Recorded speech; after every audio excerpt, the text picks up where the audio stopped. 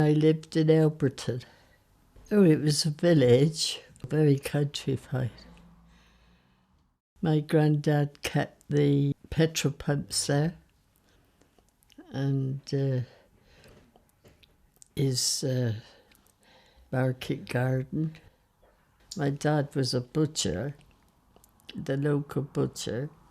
He had lots of animals besides. We had lots of houses for the pigs. I remember my father shouted at me to get inside because German plane came over out of the clouds very fast. My father thought it was going to hit me. It didn't. It went on. It went on at the 7.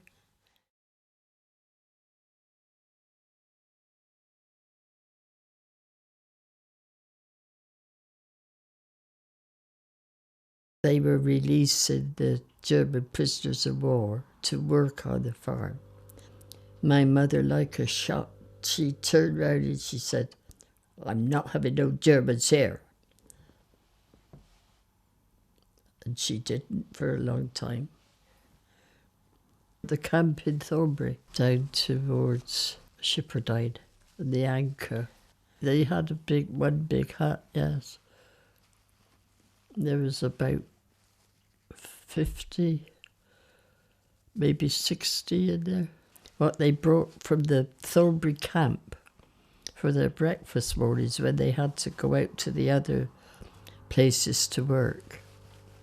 It was disgusting what they fed those men on. It was absolutely disgusting.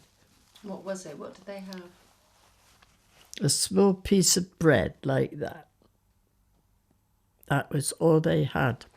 And they had to go all day with that. I felt sorry for them. I used to go down by the camp and on my bike and talk to them over the wall.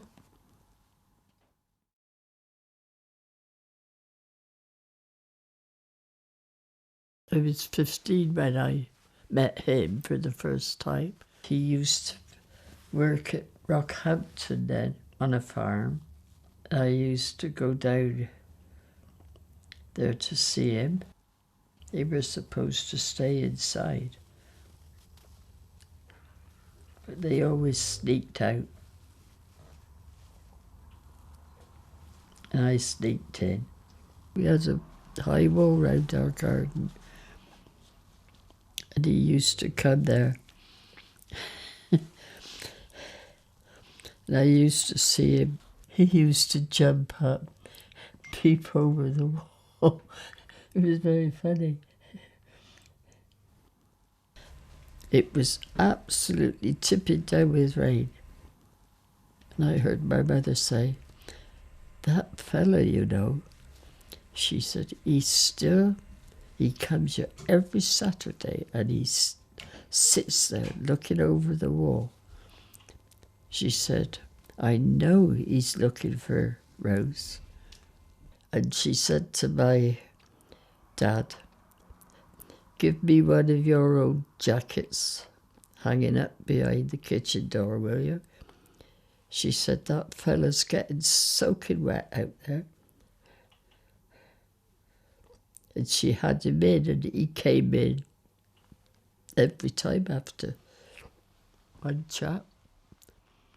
He said to me, "What are you thinking about?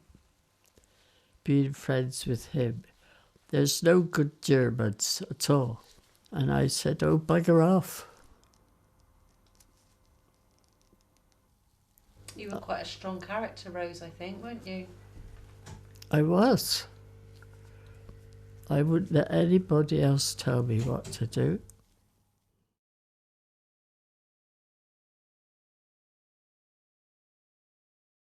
They were allowed to return if they wanted to,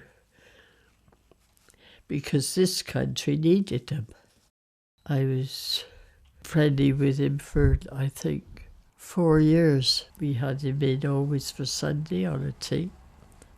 One day he said, when I get free, he said, I'm coming back to England. He said, I'm going to marry your daughter, Walter.